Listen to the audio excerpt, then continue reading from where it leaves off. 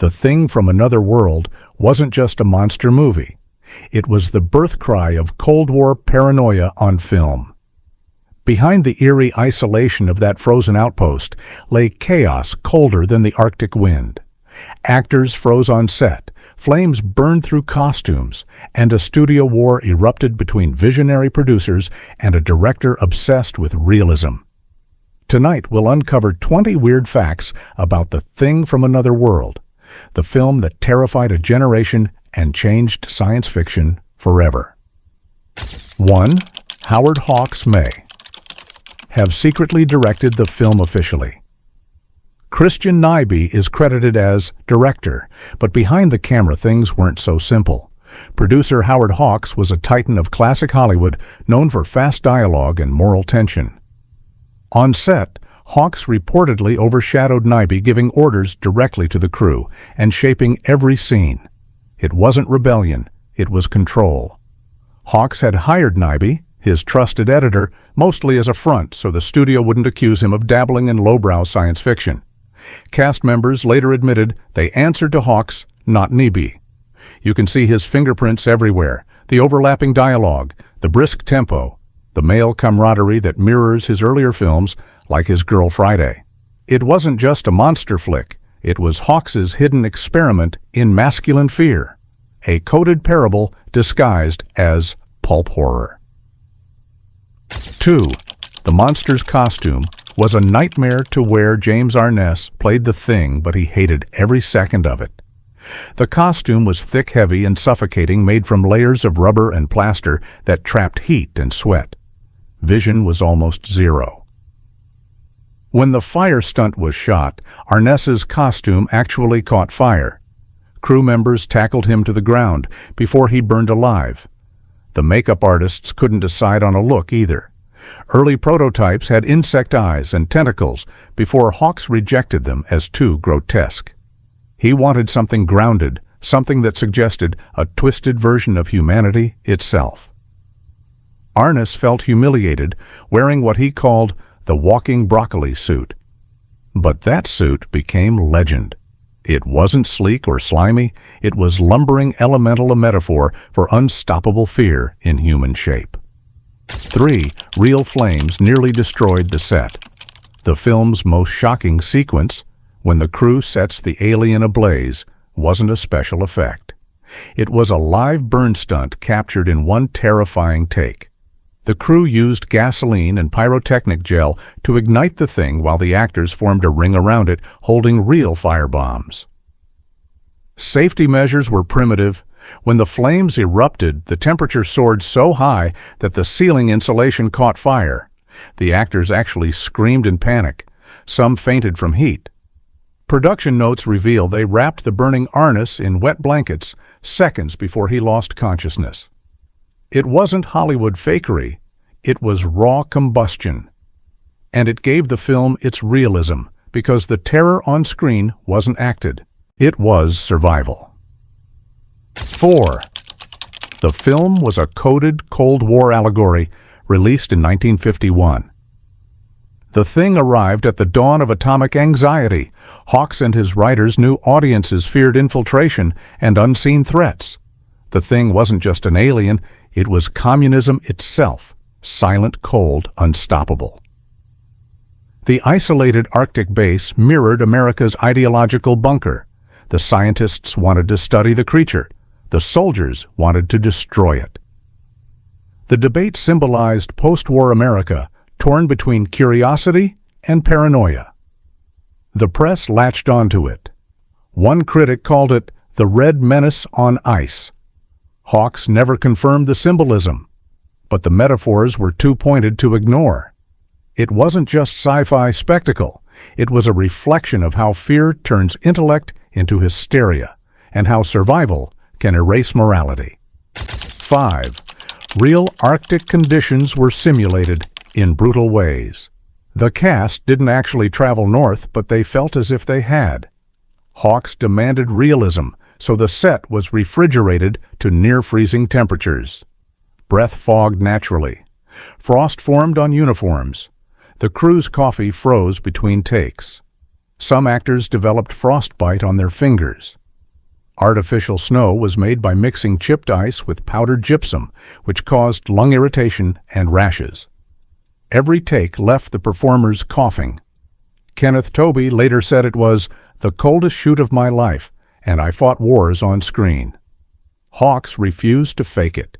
He wanted audiences to feel that bone-deep chill, and they did. Each puff of breath was real, each shiver unscripted. It wasn't acting. It was endurance disguised as performance. 6. James Arness hated his own performance. James Arness never forgave The Thing for making him famous in the wrong way. After the premiere, he refused interviews and wouldn't attend science fiction conventions for decades. He once said he looked ridiculous and compared the creature to a carrot with legs. His height, 6'7", made him perfect for the role, but his face was unrecognizable beneath the prosthetics. The studio even withheld his name from early posters to keep the monster mysterious. Arness thought it killed his chances at serious roles. Ironically, that brooding physicality later made him a star in Gunsmoke.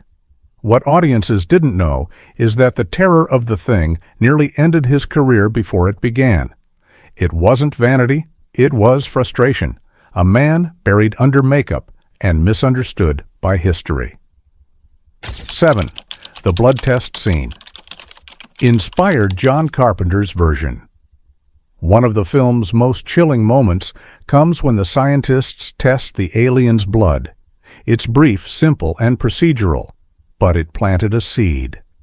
Decades later, John Carpenter would expand that concept into one of cinema's most iconic paranoia sequences. Carpenter has said he grew up watching Hawks's film and studying its rhythm and tension. His 1982 remake took the quiet dread of the original and made it flesh-tearing, psychological chaos. Without that restrained blood test scene, the later masterpiece might never have existed. The Thing from Another World didn't just invent paranoia horror. It passed the torch across generations, transforming a pulpy B-movie idea into a philosophical nightmare about identity, trust, and survival. One scene changed everything. 8. The female lead was groundbreaking for her time. Margaret Sheridan played Nikki Nicholson, the only major female role in the film. But she wasn't just there for decoration. Hawks's dialogue made her sharp-witty and as competent as any man on the base. She drinks hard jokes fearlessly and even ties up the male lead during a flirtatious exchange. It was rare to see that kind of gender dynamic in 1951 cinema, especially in genre films. Sheridan's chemistry with Kenneth Tobey gave the film its only warmth amid the icy dread. Hawks had mentored her as a rising star, but after this film, her career fizzled. Still, Nikki Nicholson became an early blueprint for the capable women seen later in Ridley Scott's Alien and Carpenter's reinterpretation. She was intelligence under pressure long before Hollywood celebrated it. 9. Hawks's dialogue. Style transformed sci-fi storytelling before The Thing. Most science fiction movies spoke slowly, as if explaining ideas to children. Hawks flipped the formula. His characters overlapped lines, argued, interrupted, and bantered like real people in crisis. It made the base feel alive, chaotic, unpredictable. That technique became his signature, what critics later called Hawksian overlapping. It wasn't just style, it was philosophy. Hawks believed fear reveals character faster than exposition. The Thing's dialogue raced faster than the alien's footsteps. You never had time to breathe, and that tension carried over into later thrillers like Alien: The Abyss and even The X-Files. The result was revolutionary. Science fiction stopped being theatrical and started feeling human. It wasn't space opera anymore. It was survival with a stopwatch. 10. The creature's final death was filmed in total darkness. The climax, when the Thing charges through the corridor and bursts into flames, was filmed using minimal lighting. The effect wasn't artistic at first. It was practical. The crew wanted to hide the costume seams and wires, but the darkness added something unexpected: mythic terror. You don't see the monster die, you see its silhouette engulfed in fire, fading into black. Cinematographer Russell Harlan later said the moment worked because the unknown is always scarier than the visible. The studio wanted to brighten it, but Hawks refused. He said, "Let them imagine what the light can't show." It became one of the first examples of tension through restraint. The fear wasn't in the monster, it was in the flicker. Go ahead and like and subscribe, because the next 10 facts dive even deeper into the chaos. From Frozen, props to government censorship that almost buried the movie forever. 11. The sound design was years ahead of its time.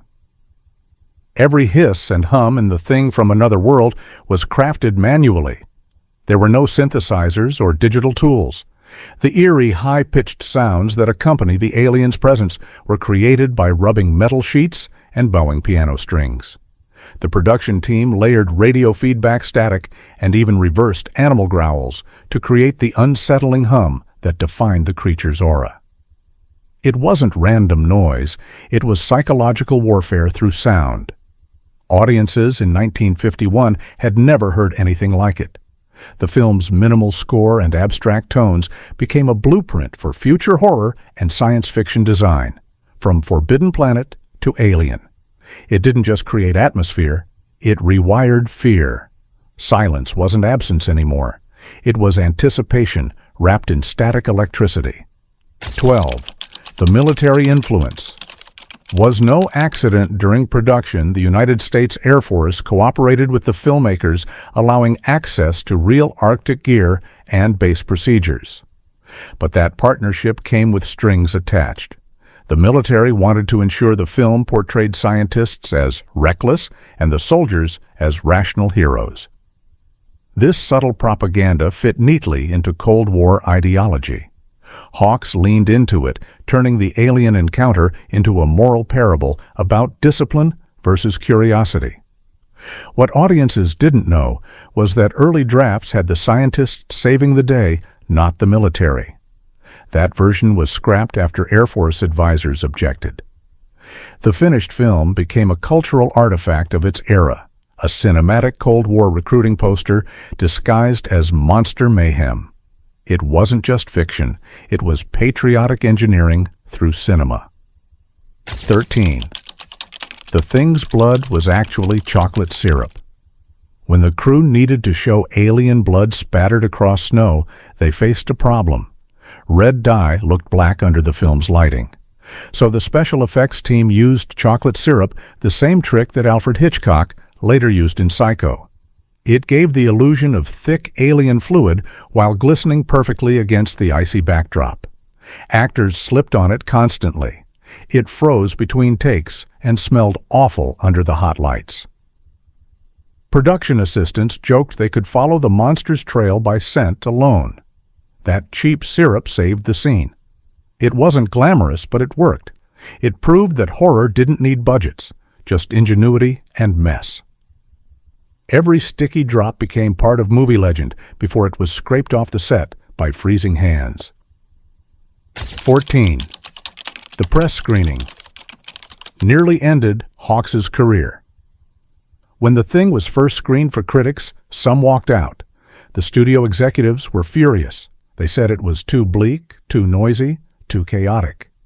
Hawks's fast dialogue and grim tone confused them. One executive even accused him of sabotaging his own reputation. Hawks simply said, "It's not supposed to be polite." But after the film's release, audiences lined up around the block. It became one of RKO's biggest hits of the year and earned rave reviews from influential columnists. The shock wasn't the film's violence, it was its realism. Hawks had dared to inject human panic into a genre that usually relied on cardboard heroes. The critics came back apologizing later. What almost ended his career ended up redefining it. 15. The monster was originally supposed to speak. Early drafts gave the thing dialogue, not much, but enough to reveal its intelligence. The lines were eerie philosophical questions about humanity and survival. Hawks read them aloud, once then tore the pages in half. He told the writers the creature should never speak because silence is authority. His instinct was right. By stripping away words, he turned the alien into pure instinct, an elemental force beyond reason. Later productions that gave monsters voices lost that primal edge. In The Thing from Another World, the silence says everything. It's not evil or moral, it's simply existence out of place. What could have been pulp villainy became cosmic indifference. The decision changed horror forever, a single choice echoing through decades of science fiction. 16. The vegetable origin was a last-minute rewrite. In the original short story Who Goes There, the creature could shapeshift into anyone it touched. But Hawks thought audiences in 1951 weren't ready for that level of horror. He told the writers to simplify the monster's biology into something stranger, a humanoid vegetable feeding on blood. The science was nonsense, but the metaphor was sharp. It mirrored the era's fear of infiltration and contamination. Reporters mocked it as the killer carrot. Yet that very absurdity made the film unforgettable. The idea of an intelligent plant horrified audiences because it blurred categories of life and death. It wasn't animal, it wasn't alien, it was evolution gone wrong. Hawks turned pulp absurdity into philosophical terror, the kind that lingers long after the credits fade. 17. The famous door test scene was improvised. When the crew discovers the spaceship frozen beneath the ice, they form a circle to trace its outline. That haunting aerial shot where torches reveal the circular shape wasn't in the script. The actors and cameramen improvised it on set after realizing the crater looked too abstract to identify. They decided to form a ring of human silhouettes to emphasize the geometry. Hawks saw it during playback and declared it the film's signature image. It wasn't spectacle, it was suggestion, the moment humanity literally stood at the edge of the unknown. That single visual cue influenced decades of alien imagery, including the monolith in 2001, A Space Odyssey, and the saucers in Close Encounters of the Third Kind. Accidents often birth icons. This one defined an entire genre. 18. The studio wanted a happy ending. RKO executives hated the film's grim tone. They demanded that Hawks add a final scene showing the scientists celebrating the aliens' destruction and restoring communication with the world. Hawks reluctantly shot it, but trimmed it to mere seconds. He refused to undercut the lingering dread. The final line, "Keep watching the skies," came from journalist Ned Scott and wasn't in the script at all. It summed up everything Hawks wanted: unease without closure. The studio thought it was too pessimistic. Audiences thought it was perfect. That line became one of cinema's most quoted warnings, a prophecy that still echoes through science fiction. The ending wasn't reassurance, it was invitation. Watch the skies, because the unknown never truly dies. 19. Hawks used real newsmen as extras. To heighten realism, Hawks cast actual journalists and radio announcers as background characters. Their natural fast-talking rhythm helped sell the dialogue and created authenticity no actor could fake. The reporters delivered lines about the crash site and scientific discovery as if broadcasting real news. It blurred the line between fiction and reportage, making viewers feel like they were watching a live event. This small decision influenced later mockumentary and found footage styles. Long before the Blair Witch Project or Cloverfield Hawks had already tested the formula, realism through rhythm. It wasn't acting. It was documentation wrapped in fear. Those nameless extras turned a creature feature into something disturbingly believable. When they shouted their headlines, the Cold War suddenly felt one headline away from apocalypse. 20. the censors fought over its violence. Despite being tame by modern standards, The Thing terrified censors. They objected to the flaming monster, the body bags, and the hints of human experimentation. RKO fought to keep the scenes intact, arguing that the violence was symbolic, not gratuitous. Hawks trimmed only a few frames of the autopsy sequence, but refused to soften the atmosphere. British censors demanded even more cuts, calling it too hysterical for public morale. Yet the controversy made it sell even faster. Newspaper ads bragged that it was too intense for the faint-hearted. The Thing became the decade's prototype for the horror thriller hybrid, not bloody, but unnerving. What frightened officials most wasn't the gore. It was the mirror it held to fear itself. Bonus fact, the original ending was lost in a fire. There was once a longer final reel. In it, the surviving crew members buried the frozen remains of the Thing under layers of ice as the radio crackled with half-finished warnings. That ending was destroyed in a vault fire at RKO's archive in the early 1960s. Only still photographs survive. Hawks reportedly preferred it because it showed humanity trying to contain terror rather than destroy it. The irony is poetic. A film about fire and ice lost its ending to the very element it feared.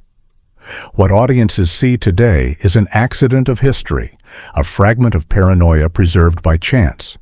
The missing ending became its own myth, echoing through every remake and rumor that followed. The Thing from Another World began as a modest B-movie, but became the DNA of modern science fiction. It taught filmmakers that horror hides in silence, not spectacle, that courage can look like fear, and that monsters are only mirrors of ourselves. Its legacy still flickers in every dark corridor of cinema. Keep watching the skies, and if you enjoyed this dive into movie history, hit like, subscribe, and stay tuned for the next chilling story behind the screen.